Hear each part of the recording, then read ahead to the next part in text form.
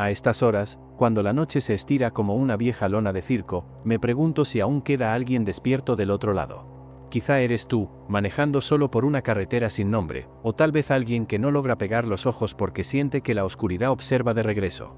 Sea como sea, si me escuchas, no cambies la frecuencia.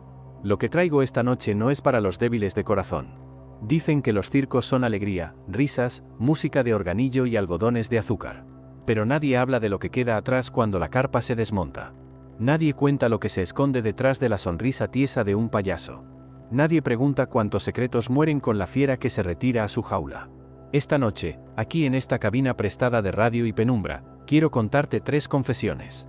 3 historias que me llegaron a través de cartas anónimas, llamadas de madrugada y voces que juré nunca volver a reproducir. 3 historias que me recuerdan que el circo, a veces, es la última parada de algo que nunca debió existir. Si decides quedarte, no apagues la luz. Si decides escuchar, no voltees y escuchas pasos detrás de ti. Y si decides apagar la radio, hazlo rápido. Porque cuando empiece la música, quizá ya no haya silencio que te salve. Primera historia, el payaso que nadie enterró. Recibí la primera carta una madrugada de lluvia, dentro de un sobre amarillento que alguien dejó bajo la puerta de esta vieja cabina de radio.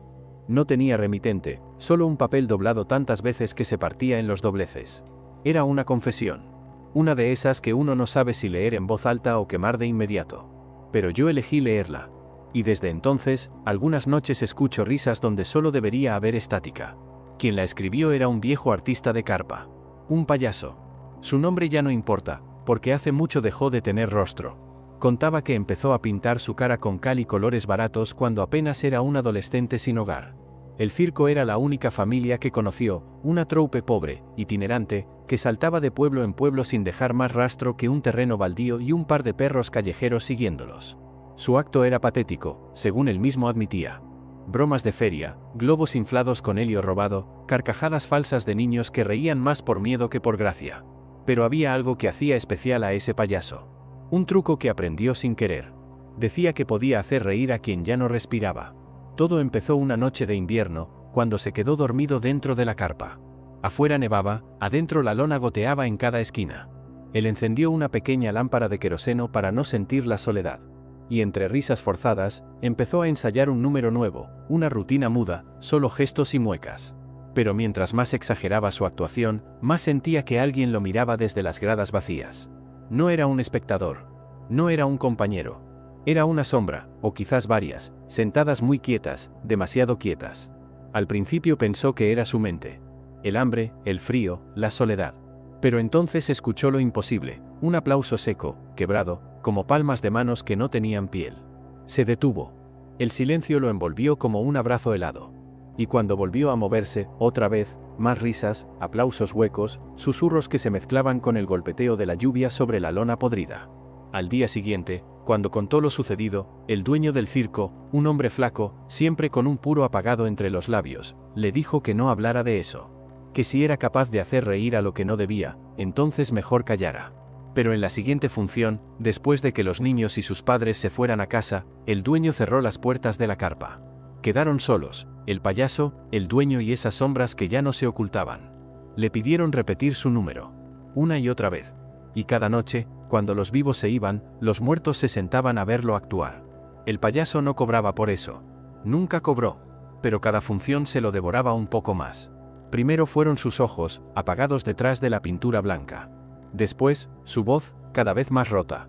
Luego, su piel, que empezó a oler a tierra mojada.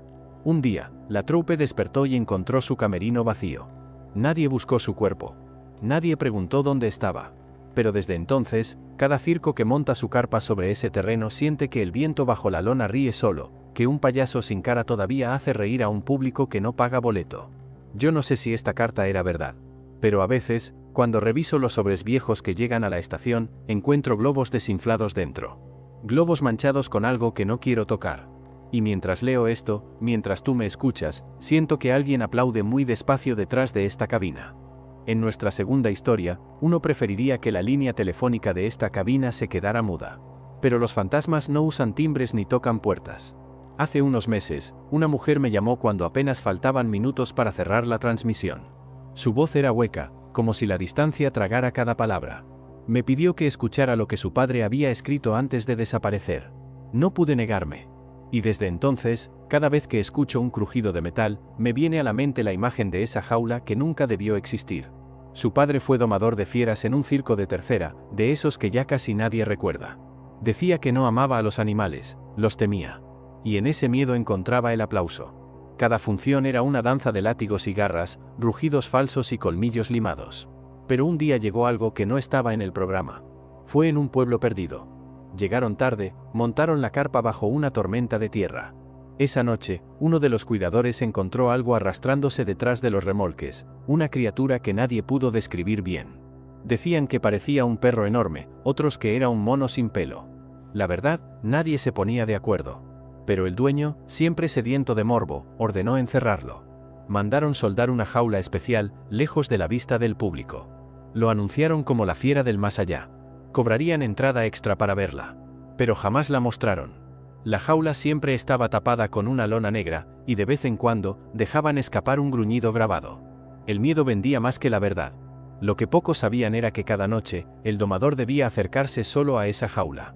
Su tarea era sencilla: abrir una rendija, meter una cubeta de restos de carne y salir antes de que algo tocara su mano. Al principio lo hizo sin pensar. Pero pronto empezó a notar cosas que no encajaban. La cubeta siempre aparecía vacía, limpia como si alguien la lamiera. A veces, en vez de carne, encontraba dentro un objeto, un anillo, un trozo de cuerda, una medalla de bautizo. Pequeñas ofrendas que la cosa dejaba, como si entendiera el intercambio. Cada noche que pasaba frente a esa jaula, escuchaba respiraciones que no eran suyas. Golpes suaves, como uñas raspando hierro. Y de pronto, empezó a soñar con la jaula abierta. Soñaba que la criatura salía, se paraba detrás de él mientras dormía en su caravana, y respiraba tan cerca que sentía su aliento podrido en la nuca. Una noche, la lona que cubría la jaula apareció rasgada. El domador vio algo que no pudo describir. No eran ojos, no era piel, no era furia. Era hambre. Hambre de algo que ningún látigo podría domesticar. Cuando quiso contarlo, el dueño lo amenazó: si dices algo, tú serás la próxima cubeta.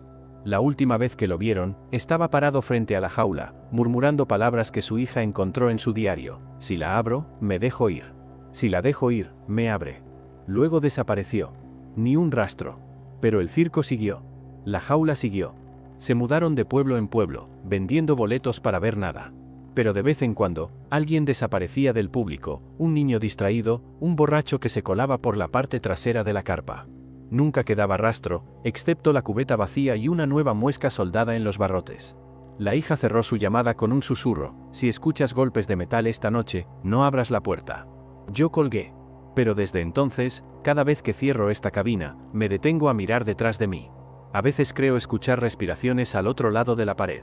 Y mientras tanto, en algún lugar, esa jaula sigue viajando, alimentándose, esperando. Quizás pase por tu pueblo, quizá ya esté armándose en un terreno baldío cerca de tu casa. Y cuando la lona negra se mueva, mejor reza para que no sea tu turno de alimentar a lo que nunca debió nacer. En cuanto a la última historia, dicen que en todos los circos hay un número que nadie debería intentar. Uno tan alto, tan arriesgado, que termina marcando a todos los que lo presencian. El último relato de esta noche me lo contó un viejo colega de micrófono, otro locutor que trabajaba en un pueblo de nombre Borroso. Cuando me envió su carta, venía manchada de sangre vieja. No quise preguntar de quién era. Contaba que de niño, su padre lo llevó a un circo famoso por su trapecista estrella, una mujer joven, delgada como un susurro, que subía sin red, sin miedo, sin mirar abajo. Su número era simple: volar más alto que nadie, saltar sin red, girar entre cuerdas casi invisibles. La gente la adoraba. El dueño la odiaba, porque sabía que un día dejaría de pertenecerle. Pero lo que nadie sabía es que ella volaba porque abajo la tierra la rechazaba. Se decía que venía de un linaje maldito. Su madre había muerto en la cuerda floja, su abuela se había ahorcado con la soga del columpio. Volaba porque temía caer, y caía cada noche en sueños, solo para volver a subir.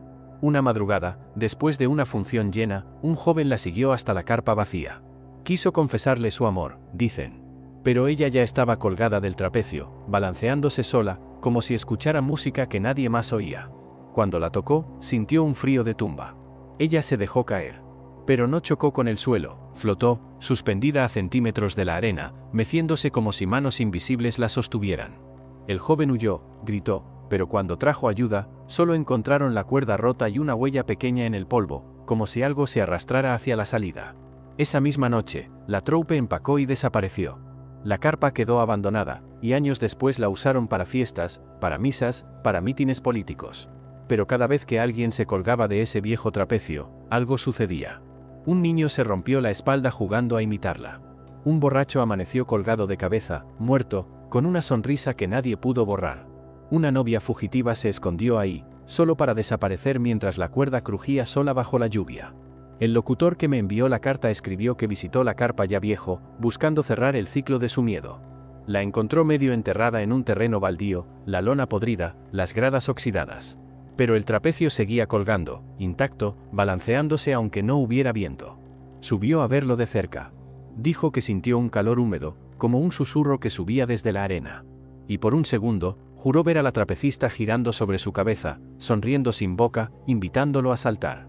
Cerró su carta con estas palabras: si alguna noche escuchas cadenas crujiendo sobre tu techo, no mires arriba. Quizás solo sea ella, buscando un nuevo vuelo. Quizás seas tú su próximo salto. Y ahora, mientras esta señal se apaga, me pregunto si alguno de ustedes sigue ahí. Si sienten frío en la espalda, si oyen una carcajada lejana, si un golpe de metal resuena entre sus paredes. Quizá no sea nada. Quizá sea todo lo que dejamos entrar cuando nos reímos de la oscuridad. Apaguen la luz si quieren. Pero recuerden, en cada pueblo hay un terreno baldío, una carpa vieja, una sombra que aplaude sola. Y si alguna noche la música del circo vuelve a sonar, no se atrevan a comprar boleto. Buenas noches, o lo que quede de ellas. Que la señal se apague. Y que la risa no vuelva.